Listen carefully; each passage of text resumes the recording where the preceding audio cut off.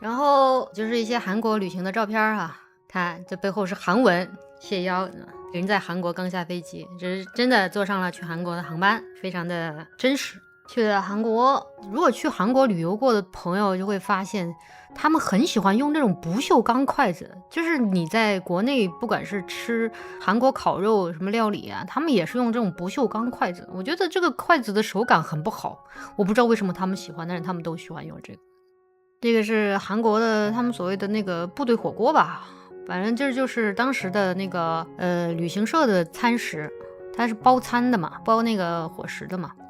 说好肯定是说不太上，但是我觉得还是挺实在的，因为你给多少钱就是吃多少嘛，是吧？也不是走的豪华路线。我拍到的都是我们的那个斗鱼主播，这应该是小安吧，这应该是格格。我想的话，我可能记错了，因为没拍到脸，这是凭记忆。不锈钢的真的很难夹菜，对我也不喜欢日本的筷子，日本的筷子很尖的嘛，那个头尖尖的，感觉是为了戳刺身还是怎样？我觉得还是中国的筷子好用。不锈钢最干净啊，容易清洁，但是就是手感不好嘛，就握在手上就滑滑的。这个是韩国的那种传统美食，一个饭里面有鸡蛋啊这些和在一起，还有像辣酱什么的。然后在济州岛的风景还是不错，虽然我拍出来没有那种德味的感觉，但是我觉得那时候的风景还可以吧。然后这是济州岛边上的一些，哎呀，我不是把原图发出来了吧？我记得这张我 P 过呀，我靠，这是原图。好，那就快速走过啊。衣服呢是斗鱼给的旅行的那个校服，大家说像环卫工人，实际上是专门定制的衣服，挺好看，我觉得呢，毕竟是旅行团嘛。然后当时有一个比赛，说是怎么呢？看谁能先吃完一盘活的八爪鱼，就算获胜。但是我没有参加，我实在是觉得有点做不到。那个活的八爪鱼是还没死透还是全活？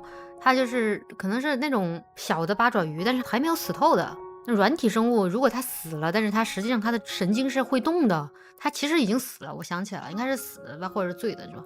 然后我们这边为了拿名次，然后他们说咽下去的时候很难受，因为它那个吸盘会吸住你的嗓子眼儿，会吸住你的食道，就说啊，我还不想死，对的，求求你，对，我现在想起来就是给我造成了一定的心理阴影，我这辈子应该是不会去吃这种东西了。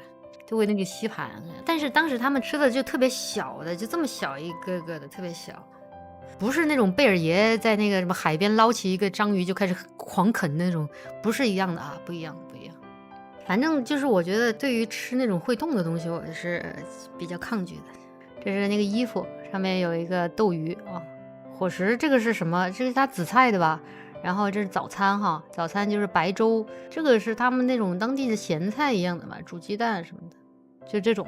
说不上很丰盛，但是我觉得挺干净的。还有那个这个叫什么辣白菜，你们啊，就是有钱人的那个旅途分享看多了，其实我觉得还好啊，真的，这就是早餐而已啊。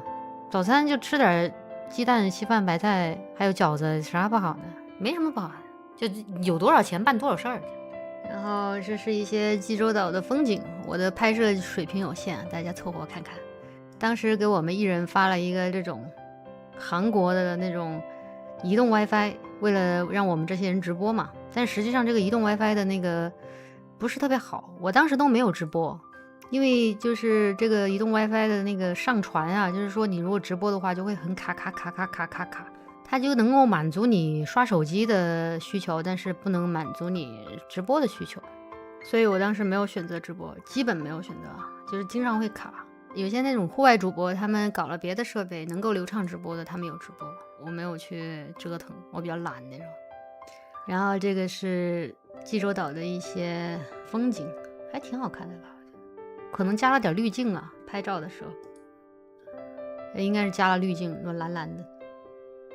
然后路上在公园里嘛，他们在户外直播的时候，路上遇到那种好看的小姐姐上去搭讪，哎 ，How are you 啊，We from China 呀，How do you do 啊那种。其实我觉得，就是说句有点那个的话，带节奏的话，我觉得韩国美女好像比日本美女多一点，就总体形象来看。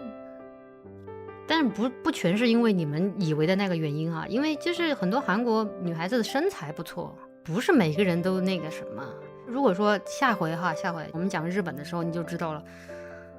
不是我们曾经也流行过韩流嘛，就是说很多时候买衣服买韩版呐、韩国发饰啊之类的。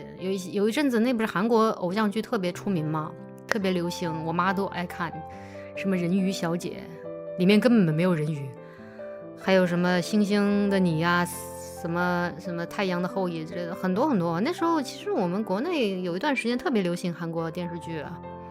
然后这个是济州岛海边的一些告示牌，潜水表演巴拉巴拉巴拉。不过那时候我们都没有参加，就是走马观花的看了一下，我觉得风景还是不错的。这是那个海边，加点滤镜，有点日剧的感觉，虽然是韩国旅游。然后其实当时那个在济州岛负责带我们的那个导游啊，对我们批评很多，他说我们是他带过最差的一届游客。就是我们就跟着旅行团嘛，那个导游呢就是精通韩语和中文的，他对我们是评价很差的。为什么呢？其实这很简单，因为我们是斗鱼主播嘛，有时候会为了一些节目效果啊，会非常的闹腾。就比方如果说在大巴车上，然后正在直播的话，就会非常吵。然后有时候就为了一些节目效果啊，就非常的不安生，就感觉有点无组织无纪律的感觉。所以他会觉得我们太闹了，主要是不买东西嘛，也没那时候好像没有什么买东西的任务。我还自己去逛了一下那种免税店什么的，拍了一下什么奢侈品店的价格，看合不合适，有没有什么要代购的什么。是卡地亚吧，哇好贵，但我没买，我买了个别的。最后还拍了一下不太好的一方面，就是辱韩了，但是去了一下洗手间，我说啊怎么这样呢？曝光一下他们的丑恶啊，为了避免大家看着不舒服，我就撤了。然后那时候我在那边拍的照片自拍哈，给你们看一下我的自拍首页。哎呦，这谁呀你？这是在韩国的那个叫泰迪熊的那个主题馆拍的，就这个泰迪熊啊，就自己给自己拍的还像模像样的。哎，我觉得自己真是多才多艺呀！哎，这是一些韩国海边的一些宣传照，还有这种照片，这张照片其实也是我自拍的，后来作为了童话镇的封面，应该是大家很熟悉了。哎，我跟你说，我基本上所有的什么歌曲的封面都是自己拍的，就体现了我极高的艺术素养和就人手匮乏。就是这是我就在那个什么，就拿着自拍杆在拍。但是说一句可能有些人听了不开心的话，来自于其他女主播同事，她说其实很多人会跑到韩国去拍照，因为他们那边比较好出片，很多人就带很多套衣服，特别是淘宝店主啊，要跑到韩国去就拍自己的服装套图。然后你看这就看出来了，我是一个非常朴素的网红，就是一人一自拍杆闯荡江湖。这个衣服还是无印良品买的啊，还有这张照片也是好像别人在偷拍我，实际是我自己自拍自己就是动手能力太强了。这次旅行呢，就是跟杠姐暗杠他们一起去的，也算是第一次认识了，所以呢后来才有了那个童话镇的合作。当时在机场要出发的时候，然后我们就坐的比较近嘛，然后就说你就是大姐，说啊没想到吧，这人这么好看。他说是啊是啊，然后我们就聊起来了嘛，然后他们就说我有首歌我觉得特别适合你，就拿给我唱。这个右边的是那个莫姐，是他的经纪人。但是莫姐还跟我说了很多，她说你这种身份为什么斗鱼没有给你安排一个套房呀？我说啊，就是还没有意识到自己好像很火的样子。她说斗鱼应该给你安排一个套房啊，因为她觉得我那时候的人气很高。她说为什么把你安排住标间啊？我其实那时候早知道是吧，再请3个助理排场搞起来。哎，可能人家也是客气。A few moments later， 我觉得也不是这么说吧，就是说就是有多少钱办多少事儿。我觉得斗鱼当初其实就是蛮真实的，不管是他的粗糙，或者说他的优秀，或者他的不那么专业不那么优秀，都是真实的一种反应。moments later. 有时候我会对超管发火，比方说服务器很卡呀，或者有时候什么事儿没弄好的时候，我给你看啊，好像是参加什么活动，我就问有化妆师吗？他说应该有的。说我台是不是要破产了？是不是小霸王服务器又 boom 了？他说是的。钱都去哪儿啊？其实斗鱼也是一个就是才刚发展起来的企业公司，也没有那么完善了。那时候服务器经常炸，做好一件事儿其实真的没有大家想的那么容易。特别是经营一个公司、经营一个平台，会遇到数不清的问题。为什么变成黄焖鸡，我已经忘记了哟。回来之后呢 ，as promised。斗鱼履行了他的承诺，带我们去吃了一家叫做网红的海鲜店，吃那个帝王蟹。当时说有小比赛嘛，小分队小比赛，赢了的吃帝王蟹，这么大呢。我鱼可以说是非常的信守承诺了，旋转一下 seafood。但是当时我好像就没怎么吃，我就回去了，我觉得太累了，那时候旅行还挺累的。用这个捆起来的，这个帝王蟹可以说是非常大了吧？但我觉得帝王蟹其实没怎么好，不是特别好吃，就是噱头。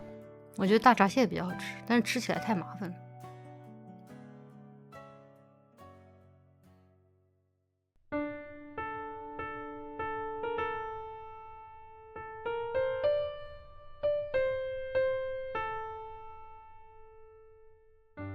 再后来，我想补讲一下当年的英霸 TV 麦霸我最六的比赛情况，发生在2015年。但是由于又获得了一些影音资料，所以想跟大家补讲一下。因为在那次比赛之后，王思聪就宣布 Panda TV 开始了，一个新的平台诞生了。